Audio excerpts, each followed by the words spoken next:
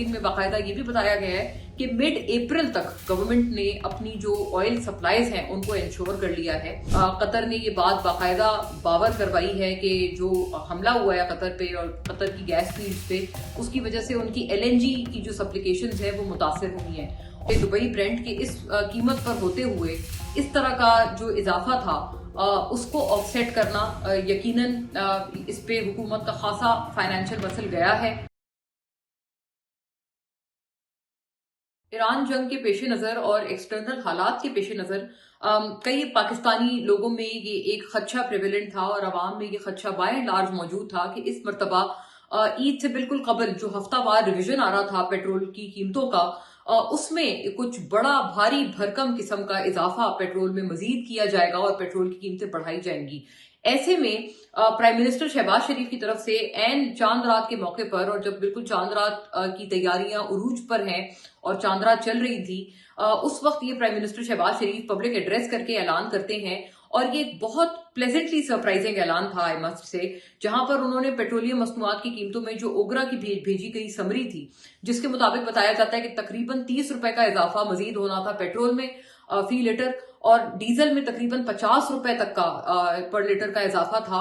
उस पूरी समरी को रद्द किया गया है और कीमतों को अनचेंज्ड रखा गया है, कीमतों को बरकरार रखा गया है मौजूदा सतह पर। मैं ये समझती हूँ कि इस वक्त अगर एक सेंटिमेंट के हवाले से आप देखें तो लोगों में जिस तरह की परेशानी लाहक थी, बिल्कुल मैं एक बड़ी फैक्चुअल बात बताना चाहती हूँ कि दफातर में ये वाले डिस्कशंस चल रहे थे कि बिल्कुल जब ईद की छुट्टियां अनाउंस हो गई थी और ईद की तकरीबन तैयारियां आप समझे उरूज पर थी, लोग छुट्टी लेकर अपने अपने अजीज व अकारिब के साथ ईद मनाने की तैयारियों में मशगूल थे, वहीं पर ये दफातर में डिस्कशन चल रही थी कि इस मरतबा क्या किया जाए, क्योंकि एक इस मरतबा पेट्रोल की कीमतों में मजीद इजाफा भी होना है और वो जो हफ्तावार रिविजन है वो बिल्कुल ईद से एक रोज पहले आ रहा है। तो ऐसे में मतलब कितना डूएबल होगा, अपनी जेब को देखते हुए हर किसी ने ये बात कही थी। और मैं ये बात बताती चलूं कि इवन सिर्फ मैं मिडिल क्लास या lower middle class lower class की बात नहीं कर रही, मैं सो मच सो कि मैं अपर मिडिल क्लास तबके तक की बात करके ये बात मैं बता रही हूँ और बाबर आप तमाम तक ये चीज कर रही हूँ अपने जराए से। और कुछ इस तरह की डिस्कशंस का मैं खुद भी चूंकि हिस्सा थी इसलिए मुझे पता है कि हर कोई ये वाली बात कर रहा था कि किस तरह से हम मैनेज करेंगे और कोई किसी तरह से या तो फिर ना जाए अपने जिन लोगों ने अपने गांव जाना था या दूर दराज अपने घर जाना था, आबाई इलाके जाना था, हर कोई ये बात कर रहा था कि या तो शायद हम नहीं जाते जिस तरह के हालात इस वक्त नजर आ रहे हैं। तो ये बहुत बड़ा, मैं तो इसको एक ईद के गिफ्ट के गोया नजर से देखती हूँ कि ये बहुत बड़ा रिलीफ दिया गया है और बिल्कुल इसके ऊपर भरपूर तौर पर एक्नॉलेजमेंट बनती है प्राइम मिनिस्टर शहबाज शरीफ की और गवर्नमेंट की। मजीद ये कि जिस मीटिंग में इस बात का फैसला हुआ, हमारे जराए ये बताते हैं कि उस मीटिंग में बाकायदा ये भी बताया गया है कि मिड अप्रैल तक गवर्नमेंट ने अपनी जो ऑयल सप्लाईज हैं उनको इंश्योर कर लिया है कि तकरीबन अगले आने वाले जो 2 या 3 हफ्ते हैं उन तक पाकिस्तान को किसी भी तरह के ऑयल के जो है वो सप्लाईज के हवाले से चैलेंज का सामना नहीं है और आइंदा 3 हफ्तों तक एटलीस्ट जो ऑयल की सप्लाईज हैं वो स्टोर कर ली गई हैं, उसको महफूज कर लिया गया है। सो ये भी एक अहम बात है। यकीनन अगर शायद ये फैक्टर ना होता तो मे बी ये जो इजाफा था जो मुंतकिल करना था आवाम को, शायद ये इसको ऑफसेट भी प्रोबेबली ना किया जा सकता होता। तो इसलिए ये भी एक बड़ा अहम जुज है प्लानिंग का जिसको इंश्योर किया गया और जिसकी वजह से along with many other compounding factors ये भी एक बहुत बड़ा फैक्टर है जिसकी वजह से इस मरतबा बिल्कुल ईद के मौके पर जो एक इजाफा आना था पेट्रोल की कीमत में वो रद्द किया गया है और आवाम को मुंतकिल न करके वो सब्सिडाइज किया गया है। और बताया जाता है कि तकरीबन इसमें 23 अरब तक की जो सब्सिडी है वो इन्वॉल्व है सिर्फ एक हफ्ते का जिसका एक अमाउंट बनता है। और यकीनन ये आवाम के लिए एक बहुत सुख का सांस है कि जिन्होंने एक बहुत मुश्किल रमजान गुजारा, ख्वाह वो एक मजमूई माशी हालात के पेश नजर हो या फिर मैं मोस्ट इंपॉर्टेंट बात करना चाहती हूँ कि तकरीबन मुस्लिम तमाम ममालिक ही एक हालत जंग में थे और ये जो रमजान था ये शायद अनप्रेसिडेंटेड था इस हवाले से जो गुज़िश्ता रमजान गुजरा है कि शायद ही हमने इतना एक मुश्किल रमजान मुस्लिम उम्मा के लिए देखा हो। तकरीबन तमाम ममालिक में एक जंग का समा था, Pakistan also was no different, क्योंकि हम अफगानिस्तान को भी भरपूर तौर पर वहाँ जो तालिबान रजीम है और जो टीटीपी है, हम इनको जवाब दे रहे थे। तो यहाँ से भी मुझे पता है कि एक मुसलसल तौर पर पाकिस्तान में भी अवाम के जहनों में वो कैफियत जो है वो बहुत प्रोमिनेंट थी। और गोया ये कि जो ईरानियन वॉर है उसका हमारे ऊपर, ऑल्दो ये कि कोई डायरेक्ट असर तो नहीं था इस एज सच, और अल्लाह का शुक्र है, बट बिल्कुल अकब में वो जो जंग थी वो भी जारी थी। तो उससे भी आप मतलब एक हद तक ही अपने आप को मेंटली आप उससे अपने आप को डिटैच कर सकते हैं। तो वो भी एक चीज, एक बड़ी वाजे एक्टिव कैफियत थी अवाम के जहनों में थ्रू आउट द रमजान। और इसी के पेश नजर अवाम बड़ा डिजर्व करते थे कि एक जब बड़े डर में, खौफ में और एक मुश्किलात से भरा हुआ रमजान गुजारा है, तो फिर एक सुकून का सांस एटलीस्ट ईद पर मिले। तो उसके भी सेंटिमेंट के हवाले से ये बहुत अहम फैसला है कि अवाम को एटलीस्ट एक साय ऑफ रिलीफ दिया गया है एक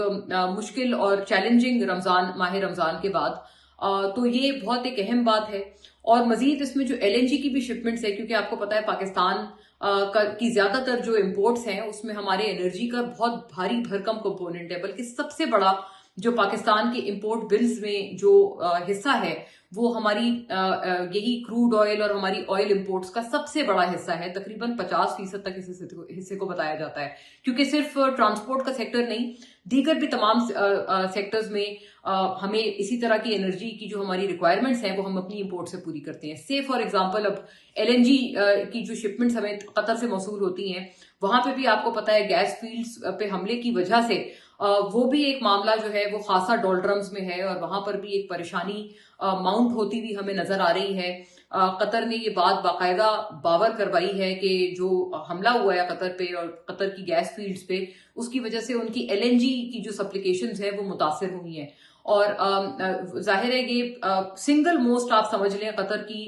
मईशत का ये कंपोनेंट है। और पाकिस्तान में भी जाहिर है इसका बहुत ज्यादा इन्हिसार है, क्योंकि पाकिस्तान में भी एलएनजी शिपमेंट्स जो हैं वो इवन जो गैस कंज्यूमर्स हैं डोमेस्टिक एंड कमर्शियल, वहां पर भी इस्तेमाल होते हैं, और खास तौर पर हमारी इलेक्ट्रिसिटी जनरेशन में भी इस्तेमाल होते हैं। तो यहाँ पर इस फ्रंट पर ऑलरेडी एक खदशा माउंट कर रहा है। स्ट्रेट ऑफ हॉर्मज़ की जो सूरत हाल है वो भी जूं की तू है। और वहां पर भी जो खास तौर पर जो दुबई ब्रेंट है, मैंने पिछले गुज़िश्ता वीलॉग में भी इस पे बात की थी कि जिस पे पाकिस्तान की जो दरअसल जो